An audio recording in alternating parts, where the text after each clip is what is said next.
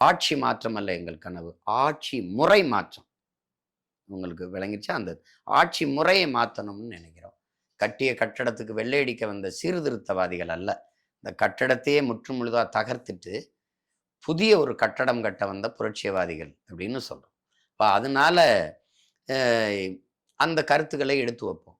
இப்போ இந்த மாநாடு யாருக்கானது அப்படின்னா, உலகெங்கும் பரவி வாழக்கூடிய என் உயிர் சொந்தங்கள், தமிழ் பேரின மக்கள் அனைவருக்குமான மாநாடு. உழைக்கும் உழவர்குடி, என் மீனவ சொந்தங்கள், இன்னும் அந்த கடலுக்குள்ள மீன் பிடிக்கிற உரிமையை பெற முடியல, பாதுகாப்பாக கடலுக்குள்ள போயிட்டு திரும்ப முடியல. அந்த என் மீனவ சொந்தங்களுக்கான மாநாடு. படித்துட்டு ஆசிரியர் தேர்வு எழுதிட்டு பணி நியமனத்துக்காக 14,000 பிள்ளைகள் வெளியில் நிற்கிறாங்க, அவர்களுக்கான மாநாடு. பகுதி நேர ஆசிரியர்கள் பணி நிரந்தரம் கேட்டு போராடுகிறார்கள், அவர்களுக்கான மாநாடு. பிறகு சம வேலை செய்கிறோம், சம ஊதியம் கொடுங்கன்னு கேட்குறவர்களுக்கான மாநாடு. உயிர்காக்கும் மருத்துவர்கள் வீதியில் நிற்கிறாங்களே, அவர்களுக்கான மாநாடு. அது செவிலிய அந்த தேவதைகள், அந்த பெண்கள், அந்த தங்கைகளுக்கான மாநாடு. அதுக்கப்புறம் இன்னைக்கு தமிழ்நாடு தேர்வாணையத்தில் தேர்வு எழுதிட்டு 70 லட்சம் பேர் வேலை இல்லாமல் வெளியே நிற்கிறார்கள், அவர்களுக்கான மாநாடு. அப்போ விளைநிலங்களை எல்லாம் இந்த மாதிரி தொழிற்சாலை தொடங்குறோம்னு வலுக்கட்டாயமாக பறித்து பறிக்கிறார்கள், பதறாங்கல்ல வேளாண்குடி மக்கள், அவர்களுக்கான மாநாடு.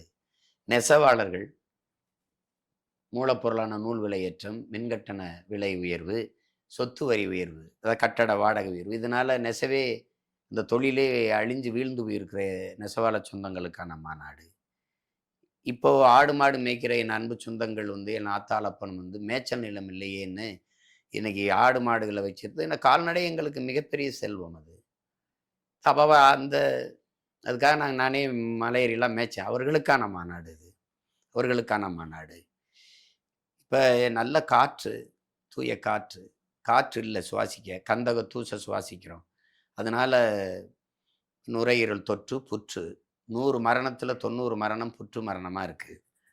அது நல்ல குடிநீர், தூய குடிநீர் வேணும், நஞ்சில்லாத உணவு வேணும், பயணிக்க நல்ல பாதை வேணும், படிக்க நல்ல கல்வி வேணும், படித்தா வேலை வேணும், அதுக்கேற்ப சம்பளம் வேணும், அதை கொண்டு வாழ்கிற பெருமைமிக்க வாழ்வு வேணும்.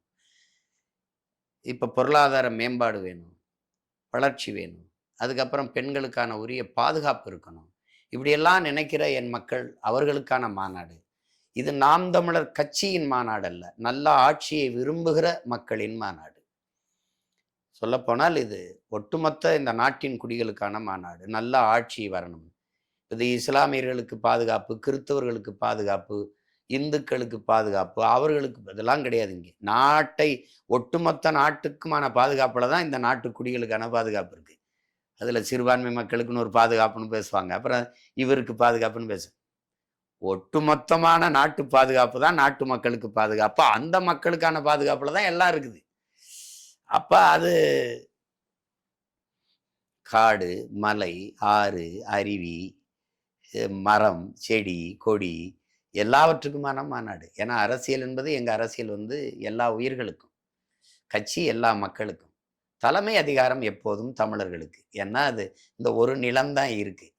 நான் திரும்ப திரும்ப சொல்லிட்டேன். நல்லாண்மை என்பது ஒருவருக்கு தான் பிறந்த இல்லாண்மையாக்கி கொள்ளல் என்று வள்ளுவ பெருமகனார் எங்கள் மறையில சொல்றாங்க.